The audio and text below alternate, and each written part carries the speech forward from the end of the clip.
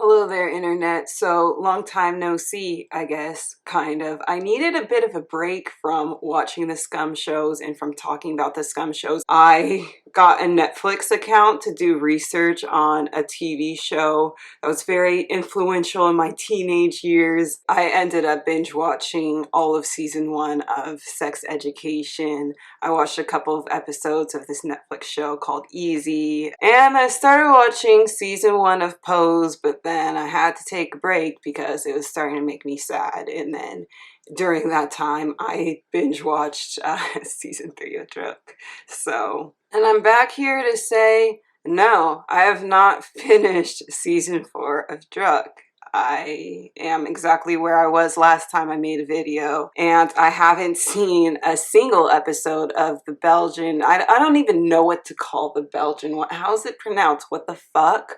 What the fuck? Yeah, I haven't seen a single episode of that, so you're free to make your case on why I should or shouldn't watch it, but hopefully after this video, after I describe what it is that I'm looking for.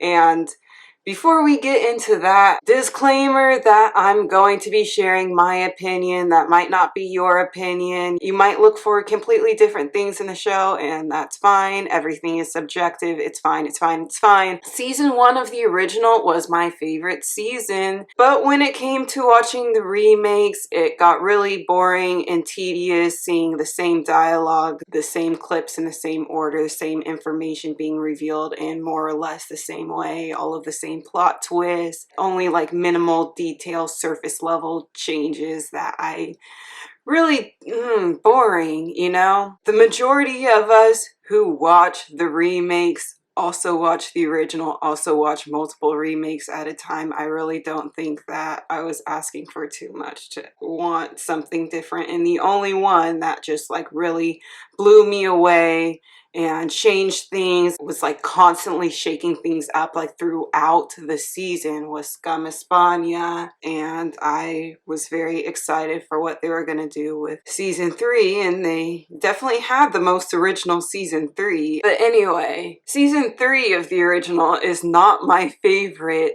of the Scum seasons. I love it a lot. There's a lot to love about it. Going into season 4, there are a lot of changes that I need to see. So Evan was this very mysterious character throughout the season. A lot of us theorized and suspected that he had a mental illness, and then it's not revealed until the end of episode 8. We find out through Sonia, and then they don't talk at all through episode 9, except for the last clip. In the last episode, they talk some more about how Evan is feeling now, but we don't really know anything at all about his backstory. And a lot of the things that we find out about him, it's like in bits and pieces through other people. And so when that season ended and we didn't know who was gonna have season 4, a lot of people wanted Evan to have this season so that we could get to know him better, get to know his backstory. There's so much that we didn't know about him. And then it was announced that Sana was gonna be the main character, and I was very happy about that because that was my #1 choice. I love Sana. I wanted to see more of her, although I thought her season was a fucking disaster and it just made me really upset. I feel like the whole movement to have Evan be the main character, it was definitely heard. Maybe the thought process there was, okay, we're definitely gonna explore his backstory, but we're gonna do it by hearing all of this contradictory information from everybody but Evan. And a lot of people were very upset, including me, that we're hearing all of this shit from everybody but Evan. Why don't we get Evan to speak for himself? And even better, I think that Evan should do that in Isak's storyline. That's the best opportunity that you have to develop Evan further. In watching the season 3s and trying to figure out like if I want to go on and watch their version of season 4, that was super important to me. Above all else, we should leave this season having like gotten to know Evan on a deeper level, having Evan speak for himself in Isak's season, so that when season 4 starts, either they can just drop that fucking storyline altogether, which is what Druk did, and I'm completely fine with that. But I would also be fine with them having the story where he was part of the balloon squad, but you could just go about it completely differently where he gets to tell his own story, and there's a way to do that without overshadowing Sana's storyline. Yeah, so that was like the main thing that needed to be changed about season 3. Season 4 was such a hot mess. It's really difficult for me to like sum up what I want from it, but I want for Sana to be treated in the same way that the other main characters were treated. But if she isn't treated in that way, in terms of how the outside world treats her, how her friends treat her, how much time she gets to spend with her love interest, how much time of her season is actually focused on her. If she is treated completely unfairly, I want that to be acknowledged, and I want that to be critiqued in a meaningful way, and not to blame her for those problems. I don't want her to be sidelined within her own season. I want her to be supported by her friends, or if she isn't supported by her friends, for that to be called out, you know? If you're ever gonna make the Vilda character this bad, and then we're gonna have them like still be friends at the end, between this and this, I kind of want to see like a series of conversations where I want her to acknowledge that she said and did some horrible shit, and that she acknowledges that, apologizes for that, and then we see some healing in that relationship. Or, you know, you can just decide from the very beginning not to make Vilda that bad. Also a perfectly valid choice. Oh yeah, and it would be nice if Sana had as many episodes as the other main characters. I thought that Druk did a very good job with Amira's season, and I definitely think that the other remakes should look to what they did instead of looking to what the original did, because the original was a disaster in so many different ways. And I complained about that while the original season 4 was airing, and I kept hearing from all of these people who were trying to defend the show, like, you want too much, you want too much, you want too much. I guess I can understand you're gonna be miserable if you always look at your glass as half empty instead of half full. The way I see it is, why should I even be debating over whether Sana's glass is half empty or half full when I can look to Nora's glass and say, this bitch's glass isn't half empty or half full, it's overflowing, and she's still drinking out of my glass. So that's how I felt there, and that's kind of how I felt with like how they cut the season short for Druk. I don't like that Sana's season has to come at the very end. We're lucky if we even have it at all, if the show doesn't get canceled before then, or maybe they just like, oops, sorry, ran out of time, ran out of money to have all of the episodes for her season. Meanwhile, in all of the other universes, Nora's season, it always comes before Sana's season. It's always gonna have more episodes. I would much prefer it if Sana got the second season. Not just because like I really hate Nora's season, and so if it turns out that, oops, sorry, the character's graduated, we can't do any more seasons before Nora's season had to happen, I would kind of be okay with that. But also the original as well as the remakes, I felt couldn't figure out what to do with Nora after her storyline. Since you can't find out what to do with the Nora character after her season, you might as well have her season come last. But also, if we're gonna have the girl squad, they need to work on their relationship. I would rather that happen sooner rather than later, after they've already been friends for like 2 years. If we have a rocky relationship with the girl squad, I would prefer it when like they're still new, they're still getting to know each other. I also think that if Nora's season is the season that's gonna get like 12 episodes or whatever, and Sana's season is gonna have fewer episodes than Nora's season, then it should be Nora's season that has the job of also closing out everybody else's storyline, since she has more room to do that. And I do have some opinions on what we can move around in Nora's season to make room for closing out everybody else's storyline and giving us that everyone episode, because it's just completely unacceptable to cut Sana's season short in order to do that when another character has more episodes and has more space for that. But apart from like how she was treated by the girl squad, so I did really like the relationship that Sana and Isak had in Isak's season, and since her relationship with the girl squad was really shitty, I spent a lot of season 4 thinking, oh, I hope that she and Isak hang out more. I'd really like to see that.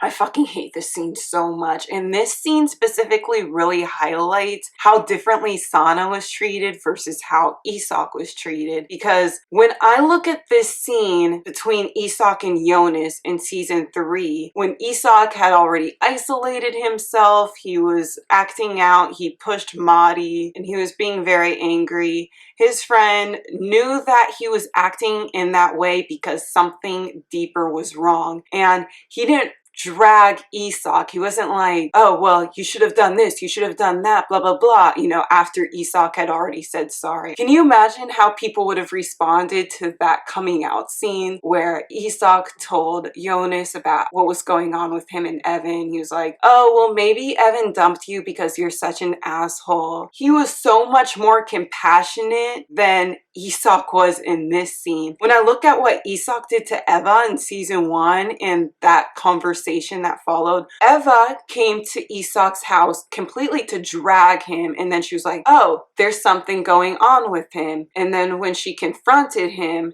first she asked him about his family, and then she dragged him. So I like that she still like checked in with him, wanted to know what was going on before she called him out for his shit. But even so, in this scene, she's significantly more compassionate to him than he was to Sana in this scene. Eva was still willing to listen to him, whereas with Sana, det var virkelig ikke meningen at de greiene her skulle gå utover deg.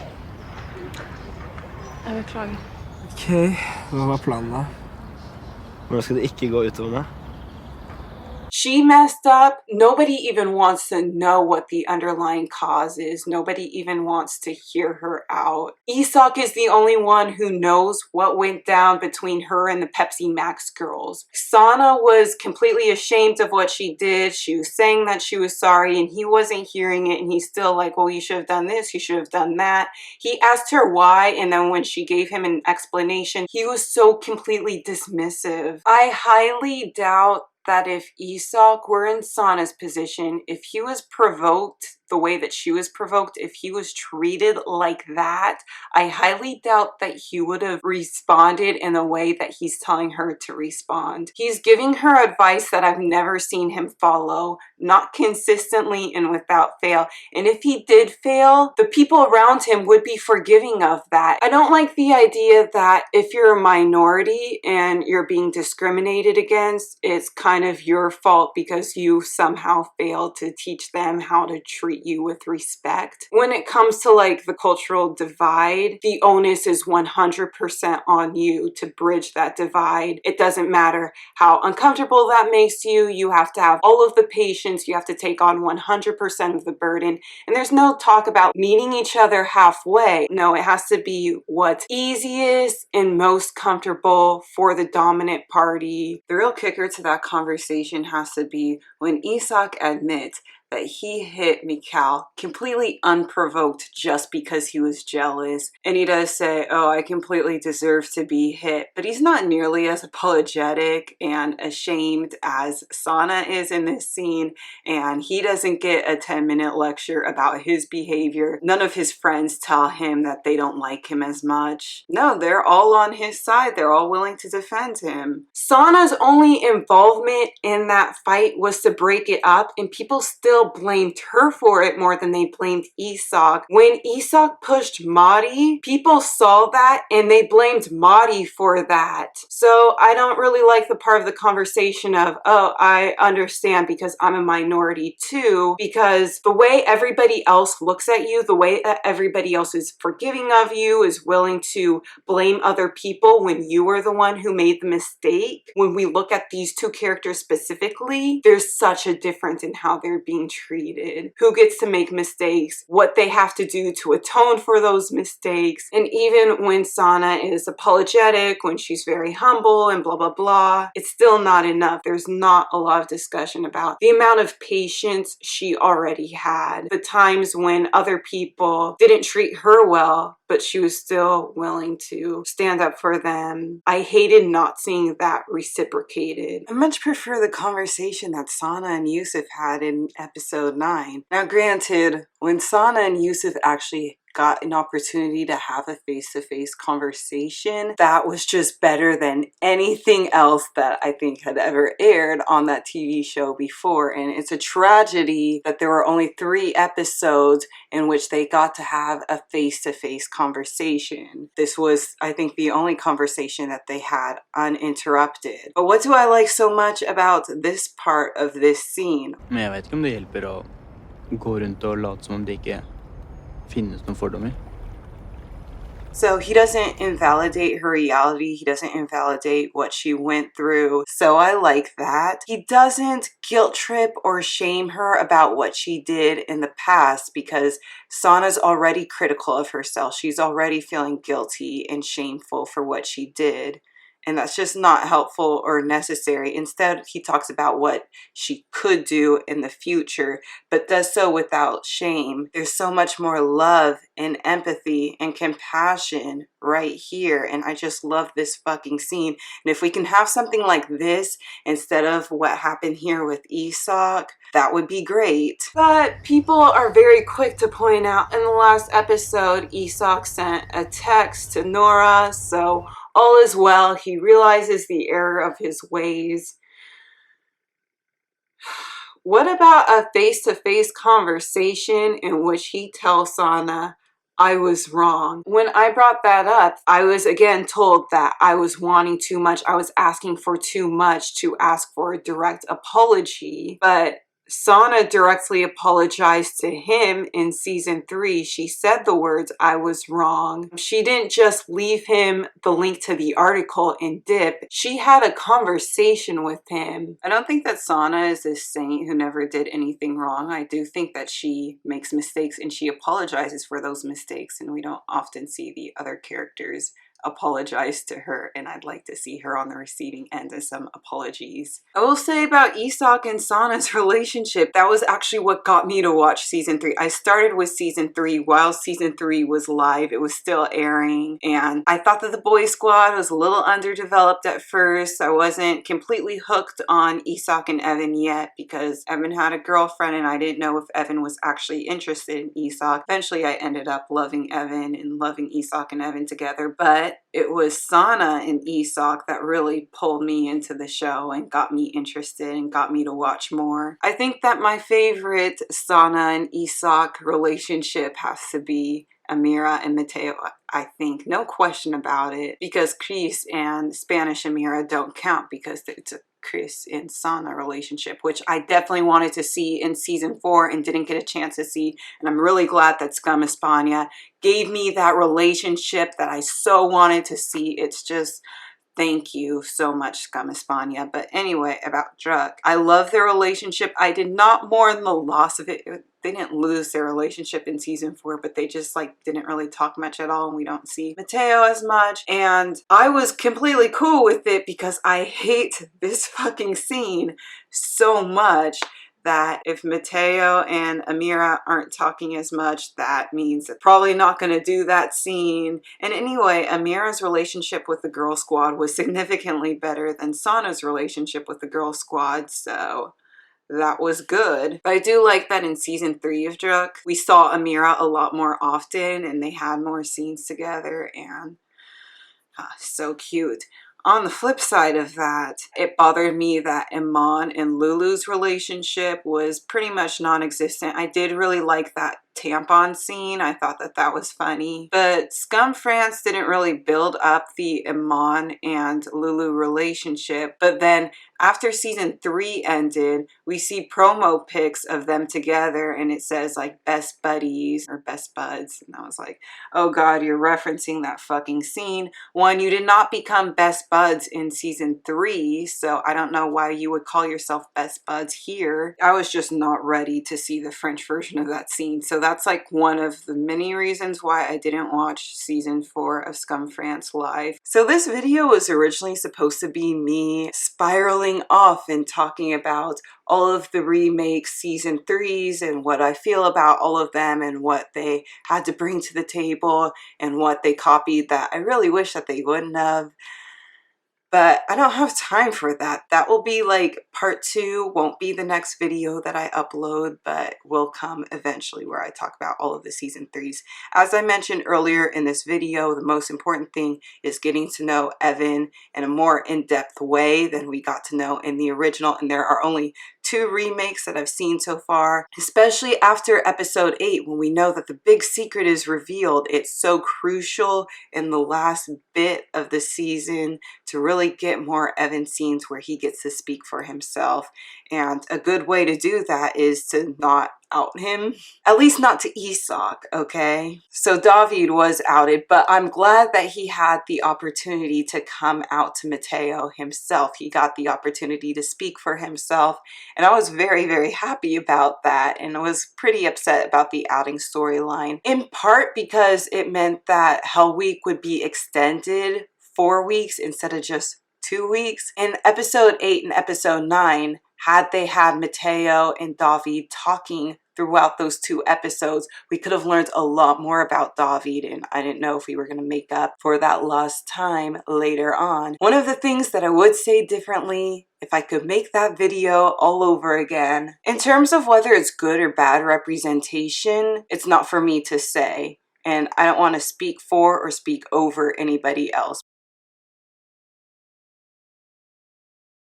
Seeing how David was treated differently than Mateo in the story, and then knowing that Sana was treated completely differently from Isak, and knowing that Amira's story is coming next, if it's coming at all, yeah, that definitely worried me. But we'll talk about that more in a different video. This video is long enough already. So yeah, that was something that I was worried about. Overall, I'm happy with Amira's story. Though I don't like that in every single universe she has 3 fewer episodes than Nora character. It's why? But speaking of Amira, let's talk about Spanish Amira. So in Scum España, I really liked getting to see the Chris and Amira relationship. It was beautiful, everything that I wanted. And I'm very interested in how they're going to do Viri and Amira's relationship. I did like how in season 1, Viri was never that bad.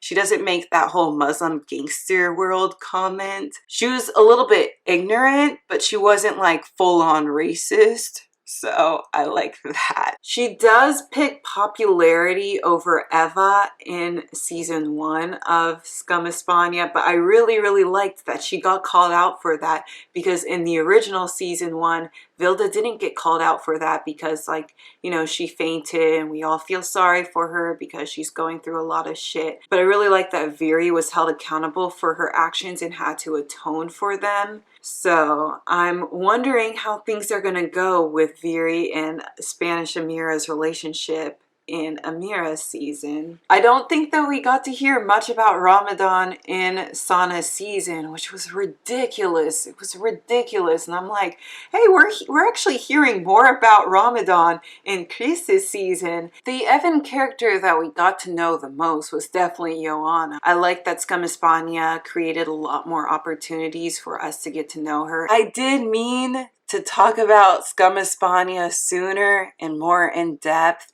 and I felt bad for not doing so. Love stories between 2 guys get a lot more attention than love stories between 2 girls, so I definitely want to support this. But I also experienced some Scum remake burnout. Well, I didn't feel as burned out watching this as I felt burned out from watching season 1. I just felt burned out by making video after video after video about the scums. I guess the good news in that is that there are other shows outside of this particular scum bubble. In fact, the next video that I'm going to make will be about a show that's all about lesbians. Well, not exclusively about lesbians, primarily about lesbians, you know, from the L to the Q. What TV show am I going to talk about next? Guess below in the comments. I think it's pretty obvious, but what do you think?